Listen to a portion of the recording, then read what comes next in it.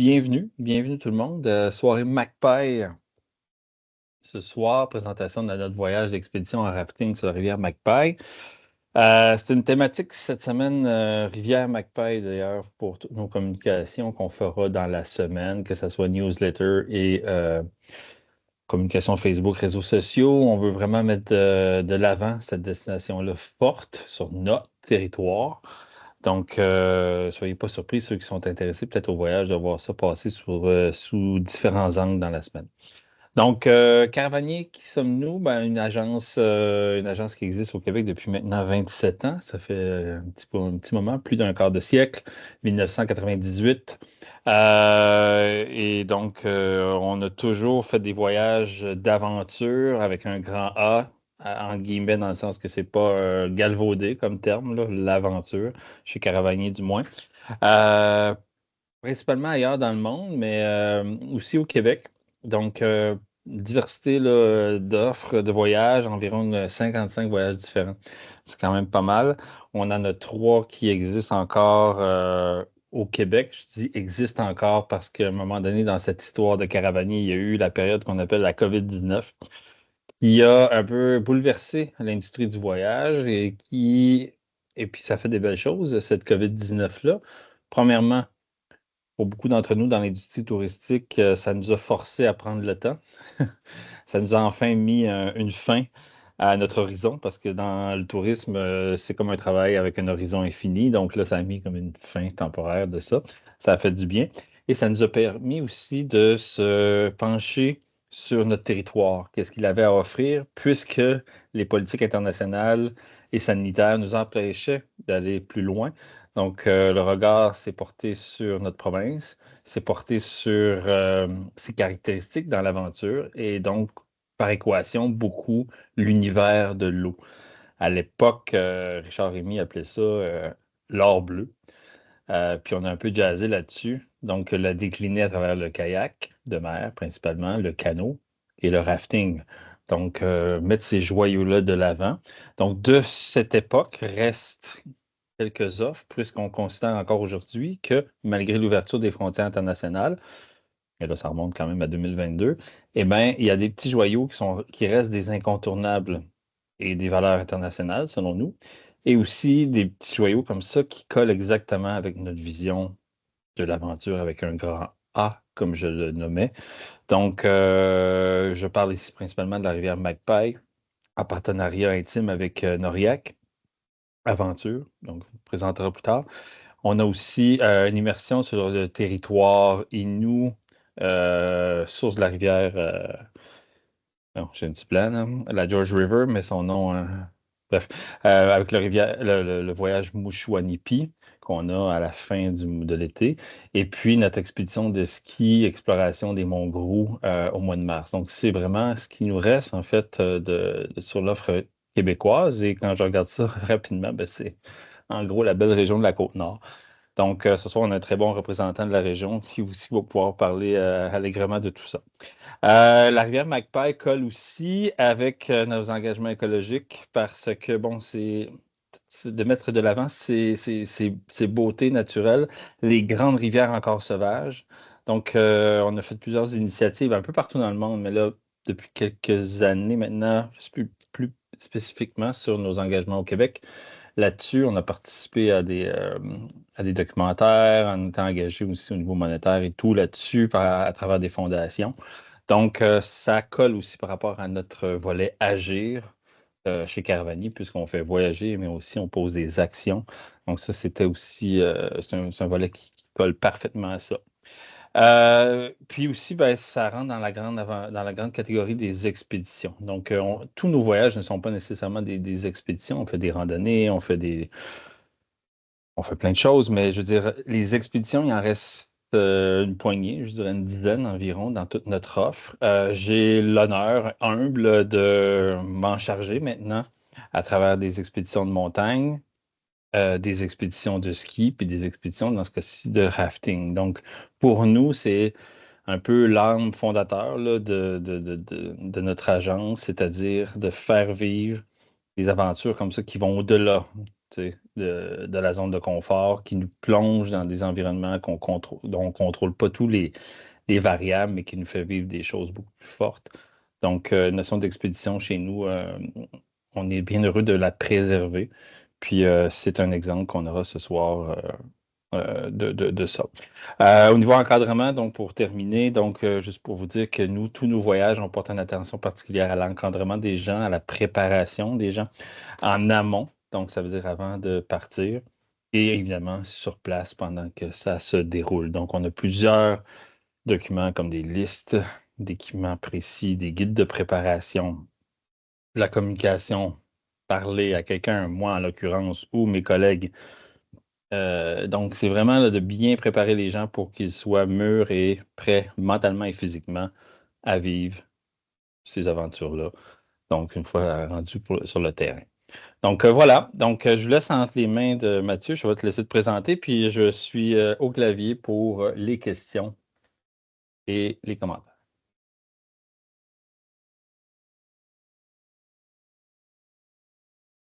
Ah, merci. Merci François-Xavier. Je suis bien heureux d'être là, présenter cette rivière-là qui me tient énormément à cœur.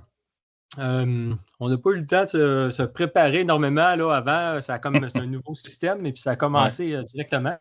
Fait que je vais essayer de faire un partage d'écran. J'espère que ça va bien se passer. Vous allez pouvoir, là, à partir de maintenant, comme l'a dit François-Xavier, moi j'aime ça de même, là, vous poser des questions à partir du moment que vous avez une question, attendez pas à la fin. Posez-la à l'endroit que François-Xavier a dit de la poser. Je ne me souviens plus si c'est le chat ou tu avais un autre. QER. Voilà. Ça sonne bizarre. C'est une nouvelle formule. Là. Donc, vous pouvez poser votre question.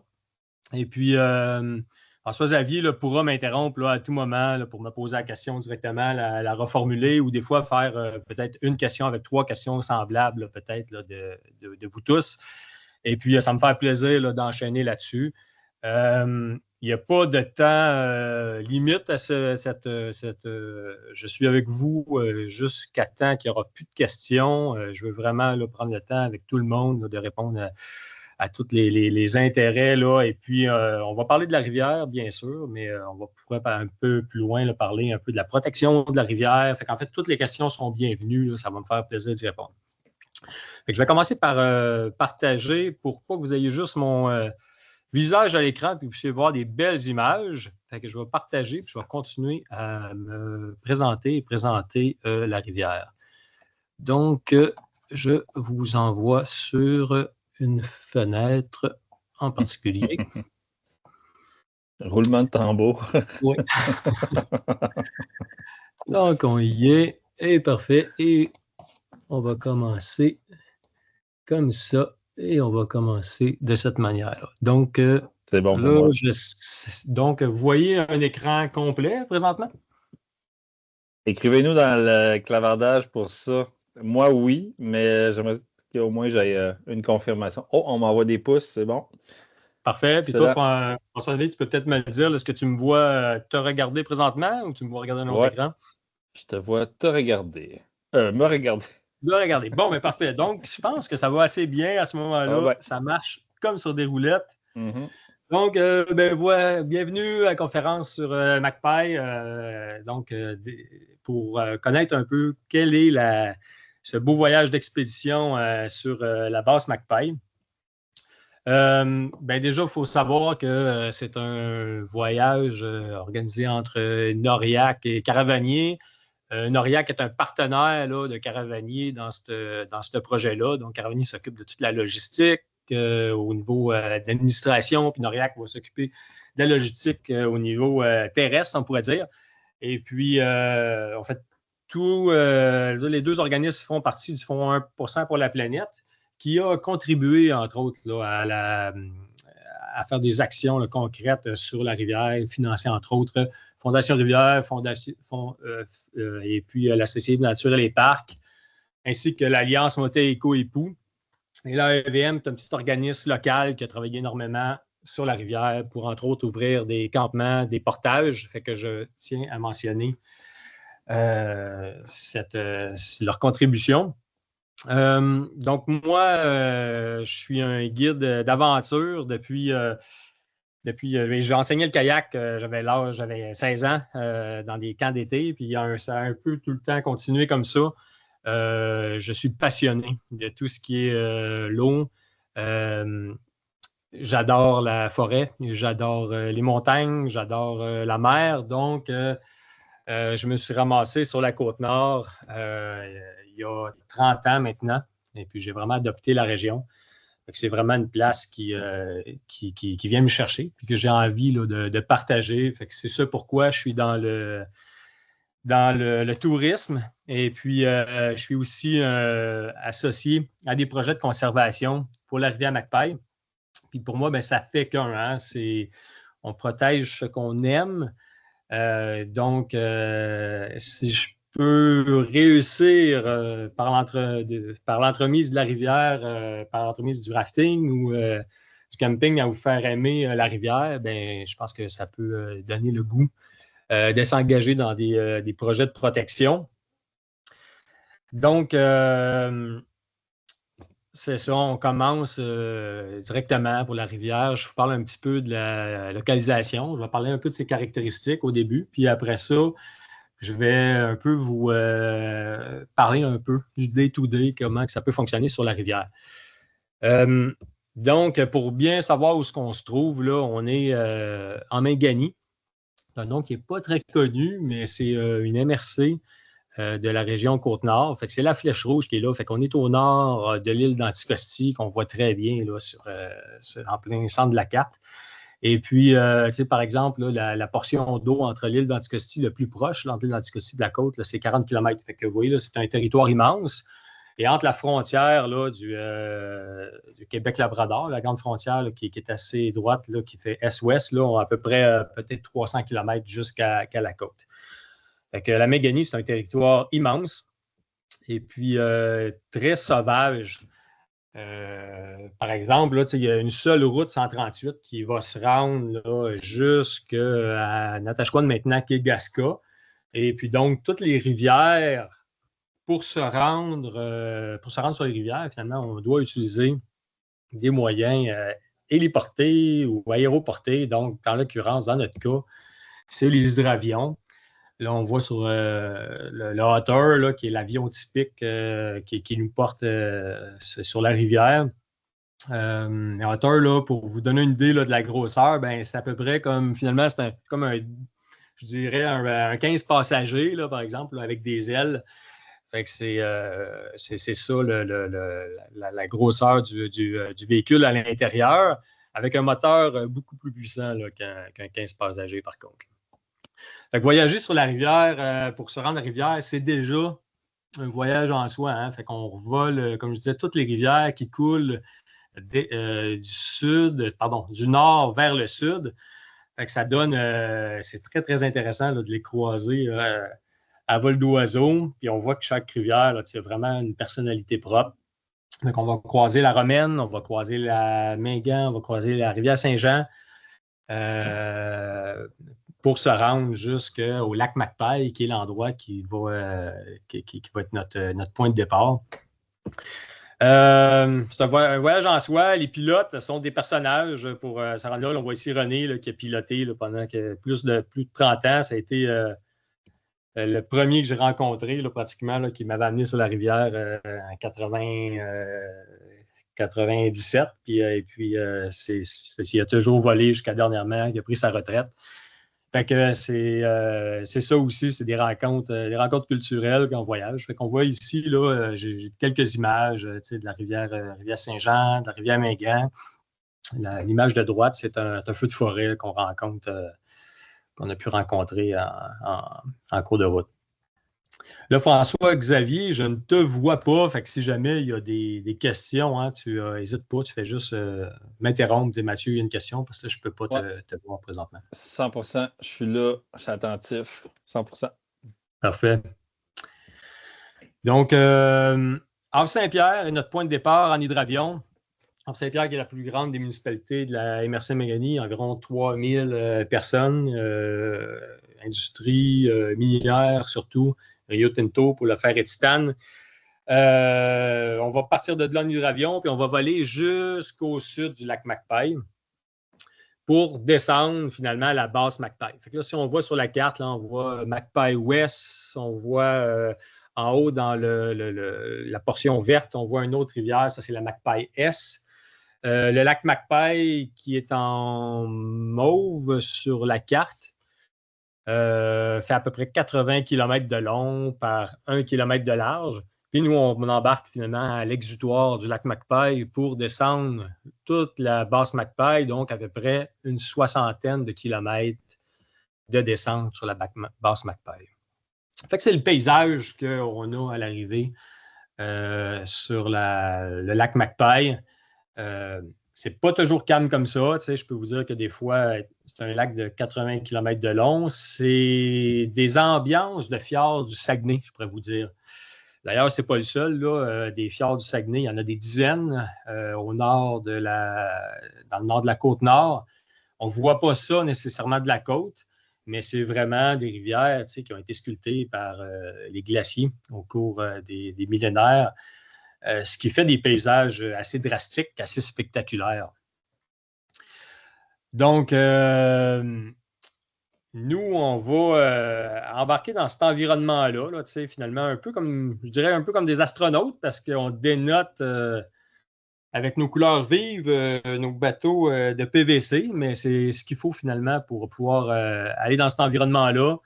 Environnement de forêt boréale, qui est où les ours, les orignaux, les castors, les pigargues, les balbuzards, c'est vraiment leur territoire. Fait qu'on est vraiment plongé dans cet environnement-là, comme je disais, à travers montagnes rapides et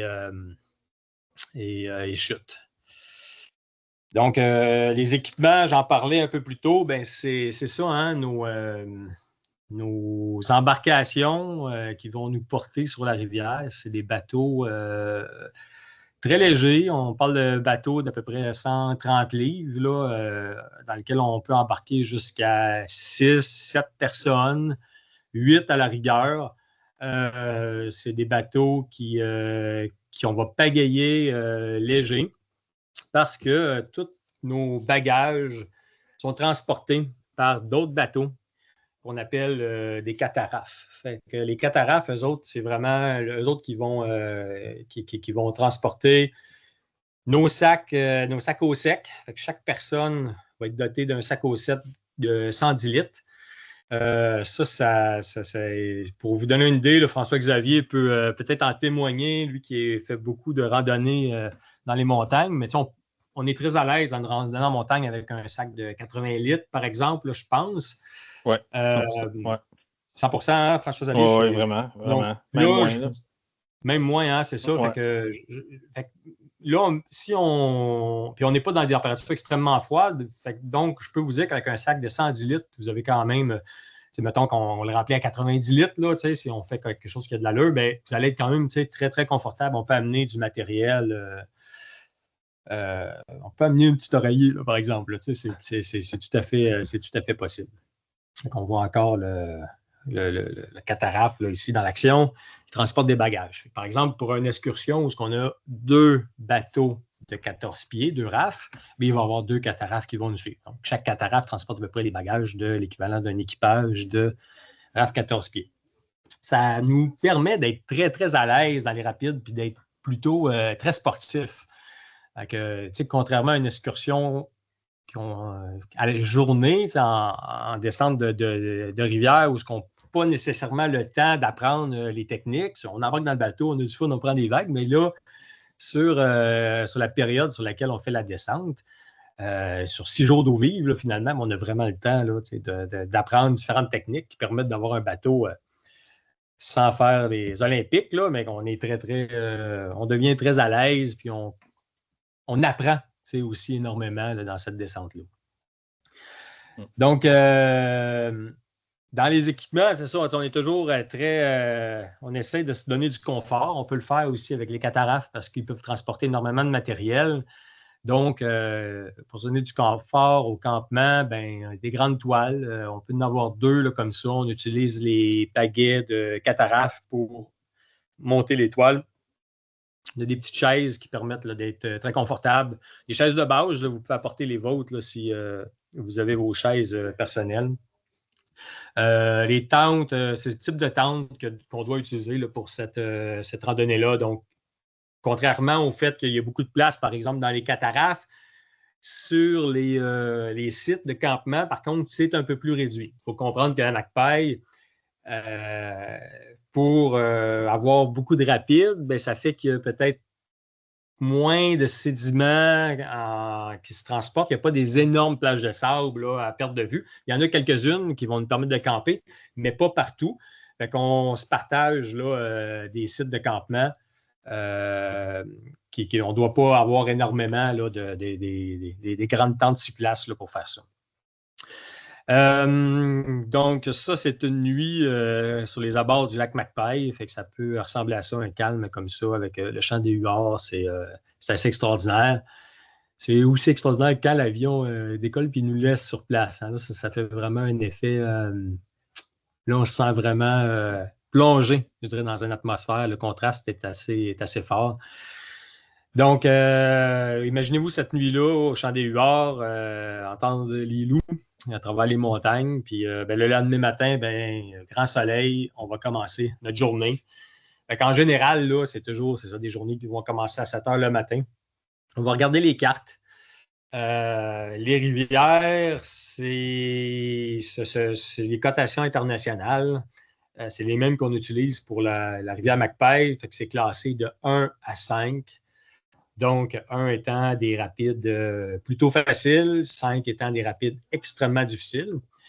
La McPaille est classée 3. Donc, c'est une rivière qui est une rivière sportive, donc avec plusieurs rapides. Mais ce n'est pas une rivière qui est extrême, qui est extrêmement difficile, mais c'est une rivière qui est très sportive. Donc, voici un campement le matin au café pendant qu'on est en train de regarder la carte. Fait qu'une journée typique sur la rivière, ça peut être ça. Là. On se lève le matin 7 heures. Plutôt, on prend le café à 7 heures. On va déjeuner à 8h30. On est en train d'embarquer les bagages. À 9h, on embarque sur la rivière. Puis rapidement, ça peut être ça. Ça peut être des rapides. On peut croiser 3, 4, 5 rapides par jour. Certaines journées vont en voir 10. On va couler d'un rapide à l'autre dans des endroits qui a du courant. C'est assez facile. Il n'y a pas de longueur énorme où on va devoir pagayer longtemps sans... et trouver ça épuisant, là, puis trouver ça interminable. Là. Le courant, en général, nous pousse tout le temps. Il y a des sections plus calmes sur la rivière. Il y a une section qu'on appelle la vallée des Aigles. Puis, encore une fois, là, ça nous porte pratiquement tout le long. Fait qu'il y a une grande avant-midi puis un début d'après-midi là, qui va ressembler à ça, à se laisser couler à travers les montagnes en se faisant chauffer au soleil. S'il fait du soleil, évidemment. C'est pas juste la descente de rapide. Il y a la rivière McPaille, c'est aussi des cascades comme ça qui se jettent à partir des flancs flancs montagneux qui se jettent directement dans la rivière puis qui vont venir gonfler les eaux de la rivière. Fait que là, on en voit une ici, là, une petite cascade dans laquelle on va grimper là, sur les côtés de la cascade. On va faire une randonnée.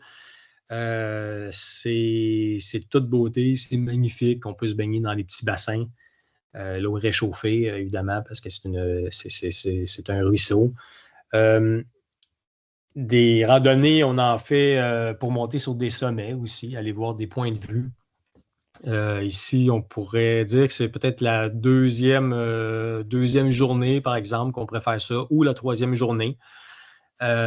C'est dépendant, parce que tout dépendant de la météo, on peut décider de rester 2 jours au même endroit.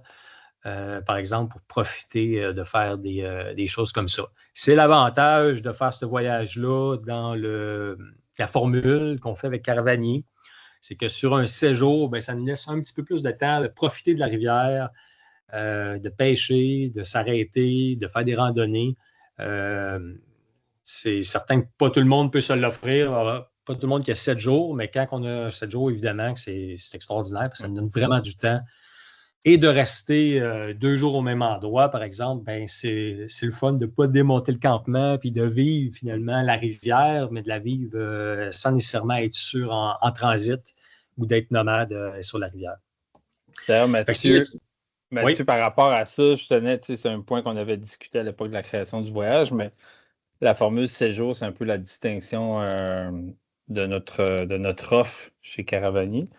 Puis c'est exactement dans cet esprit-là, c'était d'avoir la flexibilité, puis se donner un peu le luxe du temps. Donc, être un peu dans l'esprit du slow travel, pour aller un peu en contradiction avec peut-être d'autres manières de voyager. Puis prendre le temps chez Caravanier, c'est une manière de voyager aussi. Nos treks sont souvent plus longs dans le monde. Nos voyages sont minimum 2 semaines, mais c'est souvent, des fois, ça va jusqu'à 24, 25, 30 jours. Donc, on collait un peu notre esprit, notre philosophie en faisant une option sur 7 jours qui est distincte chez vous. Oui, Voilà. tout à fait. En fait, tu as tout à fait raison. Puis c'est vraiment de prendre du temps.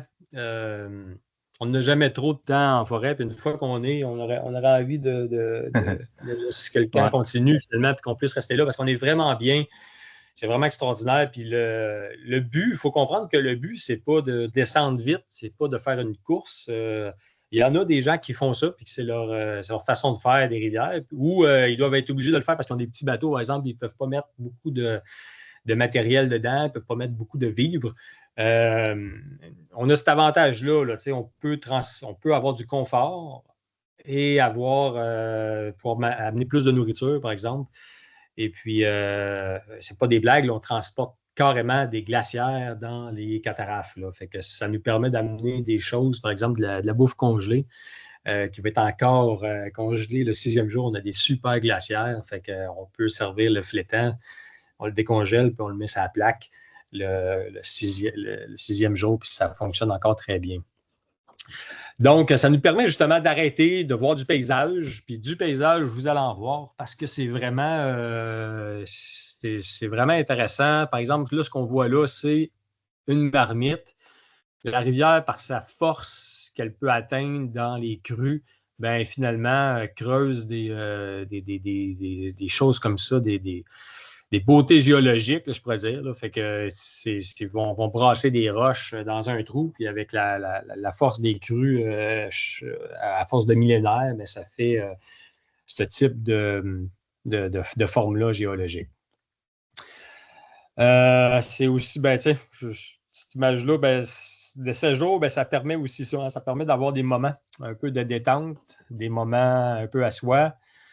Quand on fait des voyages sur 7 jours, puis on a des jours de congé, ça nous permet de veiller tard le soir, puis on est moins fatigué. Ça nous permet de voir des aurores boréales, par exemple, ou d'être les derniers là, à éteindre le feu le soir, puis de se lever un peu plus tard le matin, par exemple. On peut faire une grosse matinée si on fait le voyage sur un petit peu plus longtemps. Donc, je vais vous montrer, ça c'est des images, par exemple, c'est une autre image. On est dans la vallée des Aigles, là, par exemple, pour un décampement. Lui, par exemple, il y en a de la place énormément dans ce secteur-là. Donc, oui. Je t'arrête 2 secondes parce que, une photo de rapide, c'est cool. Pour la question de Jocelyne qui nous demande... parce que tantôt aussi, j'ai vu des exclamations avec ta photo de Raph qui est complètement dans un rapide. Donc, à qui ça s'adresse? Peut-être que sûrement que tu allais en parler, mais c'est la question qu'on me pose. À quel type de canoteur ou... voilà. Mais en fait, ça s'adresse un peu à tout le monde qui s'intéresse qui sait nager, je dirais, ou du moins qui est à l'aise avec l'eau. Qui est très à l'aise avec l'eau. C'est certain que quelqu'un qui n'est pas à l'aise avec l'eau, qui panique quand il tombe à l'eau, c'est pas nécessairement le voyage parfait.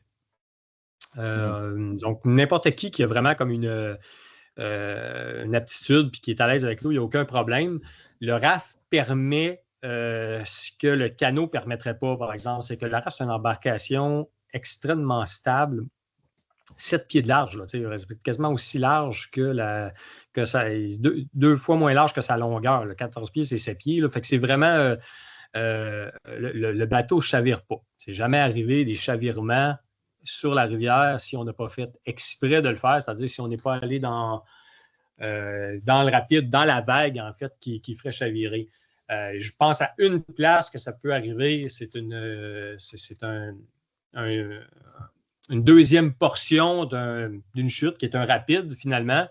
Puis on est là, on a fait une portion de portage, puis là, on se dit, ben, il faut la descendre. Fait que le guide peut descendre le bateau tout seul, on peut le descendre à la corde, ou des fois, dire, il y en a qui embarquent avec nous autres, puis ceux qui ça ne les intéresse pas, ils vont être sur la roche. Puis là, ben, à ce moment-là, ben, s'il fait beau, il fait soleil, puis tout le monde est comme ça les intéresse, là, on peut essayer d'aller chercher la vague, puis chercher le punch, puis là, ben, il y a des chances que le bateau chavire. Tu sais. Mais c'est des moments comme ça, on voit vraiment les choisir, puis ils sont contrôlés, ces moments-là, où il y a vraiment des punches qui pourraient faire chavirer le bateau. Tomber du bateau, c'est extrêmement rare. Il y a des techniques là, qui permettent de garder les pieds en sécurité, de bien s'ancrer dans le bateau en ancrant bien les pieds en dessous des boudins. Puis ça je pense que j'ai jamais vu ça. Quelqu'un qui tombe vraiment là, du bateau, à moins de ne pas faire attention, là, puis qu'on bombe contre une roche là, dans un endroit très calme. Là, puis c'était vraiment... mais dans un rapide, quand tout le monde est préparé, ça n'arrive pas en général, ce genre de choses-là. Et puis si c'est quelque chose qui peut arriver, bien là, il y a des techniques qu'on apprend avant de partir. C'est comment nager dans le rapide, comment accepter une corde qui va vous être lancée si jamais il y a quelqu'un tomberait. Fait évidemment qu'on prend toutes les mesures de sécurité nécessaires, mais c'est comme les sorties d'avion, finalement, là, dans un avion. Là, il faut les connaître, mais on les utilise rarement. Fait que ça s'applique pas mal à tout le monde pour répondre d'une manière longue à la question. Là. Tout le monde peut faire ces voyages-là. J'ai déjà eu des débutants total qui ont embarqué sur ce voyage-là. Des gens, je pense, 73 ans, la personne la plus vieille qui avait fait le voyage. Et puis, j'ai eu des experts aussi de canaux, des gens de clubs de canaux, par exemple, qui sont habitués à ce genre de rapide-là, mais là, qui voulaient le faire en raft pour être en toute sécurité, là, puis de le faire d'une manière très relaxe, puis à ne pas avoir à se challenger. Je ne sais pas si ça répond à mes questions.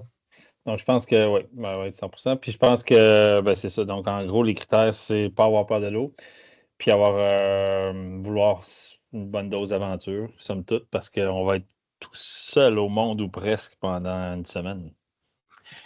Tu as raison, François-Xavier, puis en même temps, c'est ça que j'ai un peu oublié de dire, c'est que ça prend aussi une certaine expérience de vie en nature. Mais ça, en général, les gens qui voyagent avec Caravanier ont cette expérience-là, c'est-à-dire qu'ils savent à quoi s'attendre, ils savent comment monter une tente, ils savent un peu comment participer au campement. C'est ça aussi qu'on cherche. On cherche des gens qui ont surtout du bon vouloir, puis qui sont prêts aussi à s'investir, parce qu'évidemment qu'on ne peut pas dans un voyage comme ça, on ne peut pas tout faire. Ça nous prend un peu d'aide. C'est un peu ça là, qu'on a besoin là, comme type de voyageur. Mais je pense que tout le monde est moindrement en forme, qui a un bon vouloir et qui n'a pas peur de l'eau. C'est très correct pour. Super. Oh. Je vous montre un petit vidéo.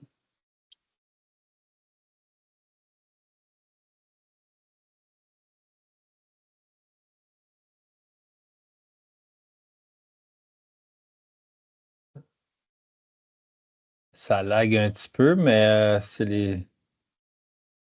T'es loin, hein?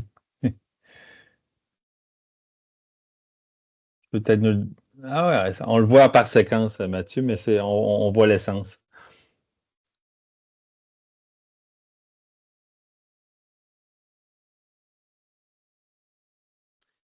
En fait, j'ai été un peu surpris parce que je pensais que c'était une photo que j'avais mis là. En tout cas, j'ai été un peu surpris que le vidéo parte. Je le cherchais, mon vidéo, puis finalement, mais il était vraiment là. C'était une vidéo, il est parti tout seul. Fait que j'ai été aussi surpris que vous, probablement. En fait, ça montre clairement ce que c'est. Fait que ça, c'est un rapide de classe 4. C'est un des plus gros rapides qu'on a sur la rivière. Fait que je pense que ça montre clairement qu'est-ce que ça peut être.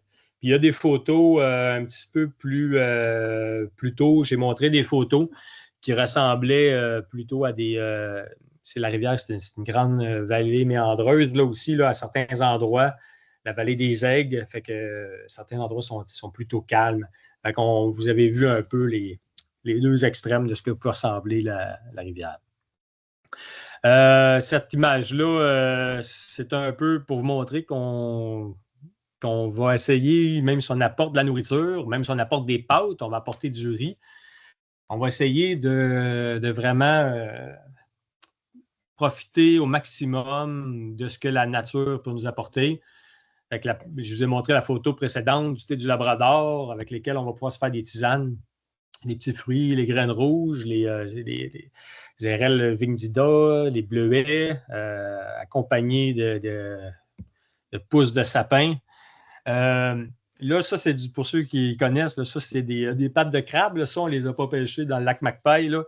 Mais étant donné qu'on est local, encore une fois, on essaye d'aller chercher des choses localement. Puis malgré tout, ben, finalement, ces pattes de crabe-là n'auront quand même pas fait plus que 90 ou 100 km de distance, finalement, là, pour se rendre au lac, au lac Macpail parce elles ont été pêchées finalement pas très loin en face d'Orbe-Saint-Pierre.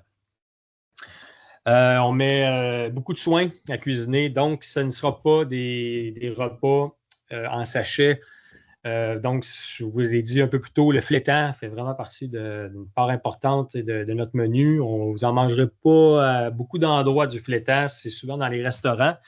Donc, nous, on en sert chaque voyage, on en sert. On va aussi manger la truite qu'on va pouvoir pêcher là, directement dans la rivière.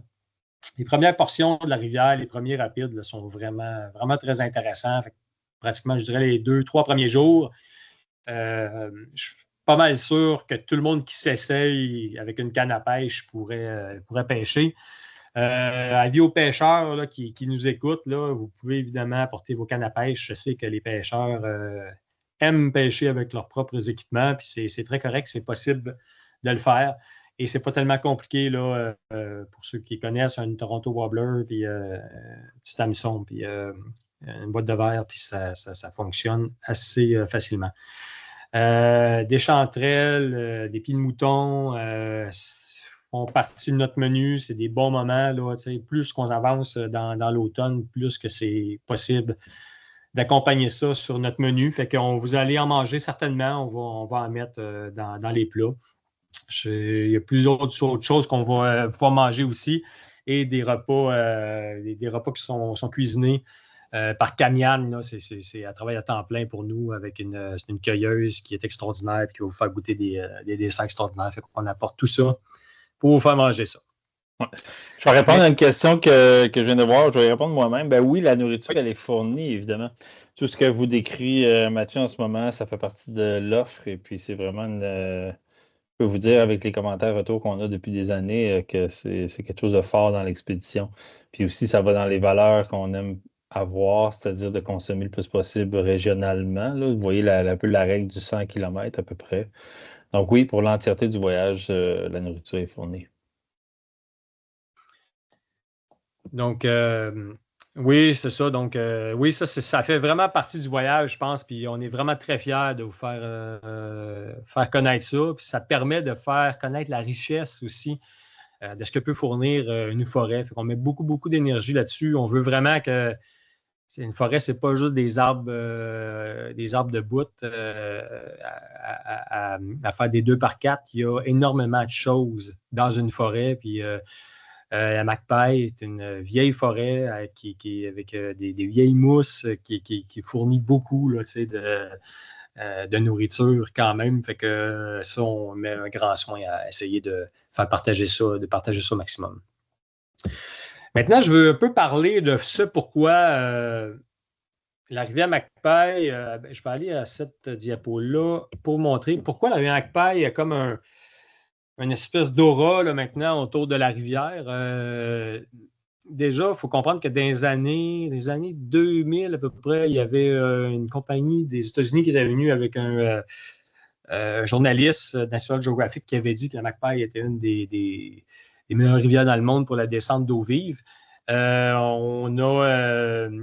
On a fait faire des études, en fait, par l'Université du Québec à Chicoutimi pour vraiment savoir qu'est-ce qu'il en était avec un peu est-ce que c'est vrai, c'est-tu pas vrai? Fait qu'on a pu fait comparer la Macpail avec différentes rivières. Fait que dans ce cas-ci, c'est des rivières des deux Amériques, des rivières très connues, Fou, Colorado, Nahanni, Middle Fork of the Salmon.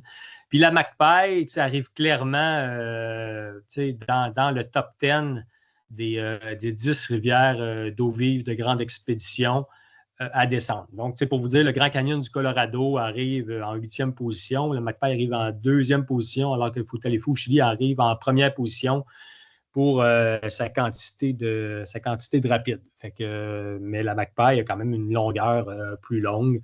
Fait que la Macpail a vraiment, on a vraiment quelque chose d'extraordinaire, juste à côté de chez nous, dans notre cour, qui est vraiment qui est accessible. Le pourquoi, finalement, c'est quelque chose de possible. C'est qu'il faut comprendre un peu le relief du Québec. Ce qui est en orange sur la carte que vous voyez là, ben, c'est finalement les sommets du Québec. En fait, le Québec, c'est une grande péninsule, la péninsule du Québec-Labrador, puis elle a un seul grand sommet en plateau qu'on appelle le plateau du Québec-Labrador.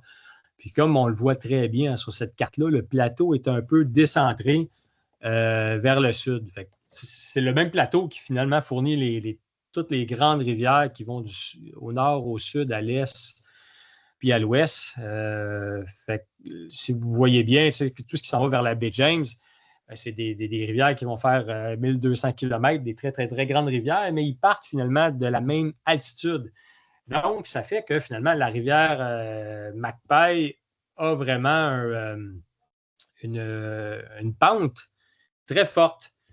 D'autant plus qu'elle est comme coupée par un grand lac. Là, fait qu'il y a une portion entre la Macpail Ouest et la basse Macpail. Il y a une portion d'à peu près 40 km finalement, étant donné que la Macpail Ouest jette au centre, une portion de 40 km là, qui finalement fait que les deux autres portions sont encore plus abruptes en plus de l'altitude. Fait que c'est vraiment quelque chose d'assez particulier là, qui se retrouve peu ailleurs. Fait que ça a fait de la rivière Macpail là, quelque chose d'assez extraordinaire. Au cours des années au Québec, là, le Québec, on pense souvent que c'est un endroit vierge, là, puis qu'il n'y a plus de... qu'il n'y a pas de barrage hydroélectrique, là, ou peu, mais il n'y a plus vraiment d'endroits là, où placer des nouveaux barrages hydroélectriques. Les meilleurs endroits ont déjà été utilisés. Cette infographie-là, là, elle montre clairement en blanc, finalement, ce sont les différents bassins versants qui ont été affectés par des barrages sur le long de leur cours. Les barrages, finalement, plus le rond rouge est gros, plus le barrage est imposant. On voit la région de la Côte-Nord là, qui est encore relativement préservée. Là, jusque dans les années 2000, il n'y a pas grand-chose qui se passe dans la région de la Côte-Nord. Rapidement, en 2009, on va voir apparaître le projet de la rivière romaine qui va apparaître. Mais finalement, la rivière Macpail reste un endroit, je dirais, protégé encore actuellement. C'est un endroit qui n'est pas protégé officiellement, mais qui est encore nature, qui est encore sauvage, où on peut encore bénéficier d'eau vive aussi extraordinaire, puis de points de vue aussi majestueux, de forêts millénaires. Fait que ça vaut vraiment la peine de connaître ça, puis d'embarquer au moins une fois dans sa vie, d'essayer ça, puis de vivre une grande rivière sauvage au Québec. Puis si vous n'avez juste une affaire dans votre vie, je pense que la Macpail est certainement une bonne candidate. Fait que je vous invite à embarquer avec nous, puis de voyager avec nous sur la rivière. C'est vraiment quelque chose à faire. Donc, je suis prêt à prendre des questions s'il y en a. Ça met un peu fin au diaporama. Ouais, François-Xavier, je ne sais pas si tu avais vu merci. des. Merci beaucoup. Non, mais justement, je pense que les gens sont captifs à ce que tu dis. Attentifs, on va dire. Donc, on prend vos questions. Puis aussi, on aimerait vous orienter. Si vous voulez engager des discussions un petit peu plus sérieuses, là, je vais vous partager mon adresse courriel pour tout le volet logistique à ce projet. Sinon, ben, on est là. Posez vos questions live. Là, je pense qu'il n'y a pas meilleur représentant.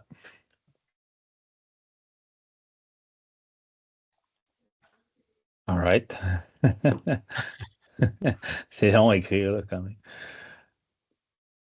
Ah, OK, parfait. Donc, on parle du coût du voyage. Donc, le coût du voyage, il est à 3900 dollars. Donc, vous pouvez le voir sur notre site Internet. Je vais vous partager le lien, là. Donc, ça inclut évidemment toute la logistique qu'on a pu vous décrire dans la présentation, là. Donc, que ce soit le transport en hydravion, la nourriture, les guides des embarcations, les équipements reliés au nautique, barre oblique, camping, barre oblique, être dans l'eau, là. Le reste, ça appartient aux voyageurs, là, pour les équipements personnels. Ouais, ben, Josiane nous dit un immense merci, alors on la remercie. Voilà, donc c'est à peu près ça dans l'offre générale que ça couvre, puis évidemment pour la portion de 7 jours. Voilà, donc sinon je partage le lien dans quelques secondes. On nous dit aussi, Mathieu, je te lance la balle pour que j'aie un peu de concentration. Si on est des kayakistes d'eau vive, est-ce qu'on peut suivre les rafts? Est-ce que je suis encore. Mon microphone est encore ouvert? OK, oui, Ouais, parfait. Donc, en théorie, non. Le voyage n'est pas constitué comme ça. Noriac a une autre offre sur son site Internet qui est plus orienté pour les kayakistes d'eau vive. C'est quelque chose qu'on a déjà fait, qui est à discuter, là, qui pourrait être discuté. Des fois, ce qu'on va faire, c'est qu'on va le faire quand quelqu'un a un ami, là, par exemple, ça pourrait être des choses qui arrivent, mais je vous dirais que dans l'optique, non, on ne le fait pas parce que c'est comme deux formules un peu différentes là, de descente. Si on aurait, par exemple, la moitié des gens en kayak et la moitié des gens en rafle, là, par exemple, ben là, il faudrait organiser ça là, pour que ça marche. Puis là, présentement, le voyage n'est pas monté de cette façon-là. ouais, non, tout à fait. Mais bon, on vous invite quand même à aller voir ou contacter Mathieu pour ça. Sinon, est-ce que la Magpie, là, on est plutôt dans l'ordre écologique qu'engagement de la rivière, est-ce que la Magpie a un statut protégé comme entité? Question, Mathieu. Oui, tout à fait. En fait, là, c'est une.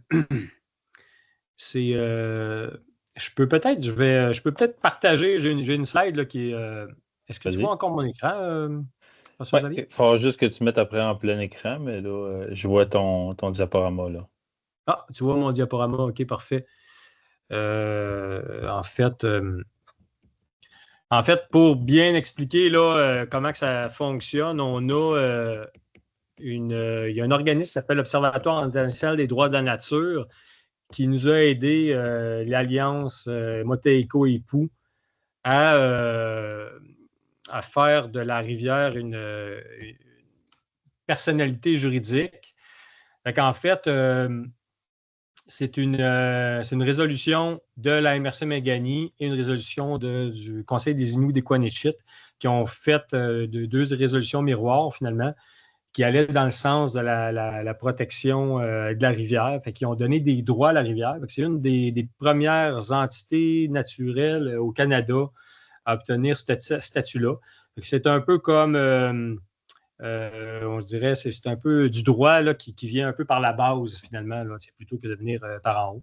Là, sur l'écran, vous devez probablement voir les différents droits que la rivière a obtenus.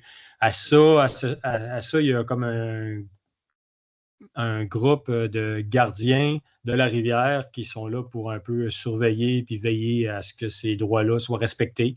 Et puis, si une entité X venait à altérer ces droits-là, ben, il pourrait être. Il y a comme un droit ou il y a un passage par les tribunaux qui permettent finalement de pouvoir poursuivre là, au nom de la rivière, là, finalement. Merci.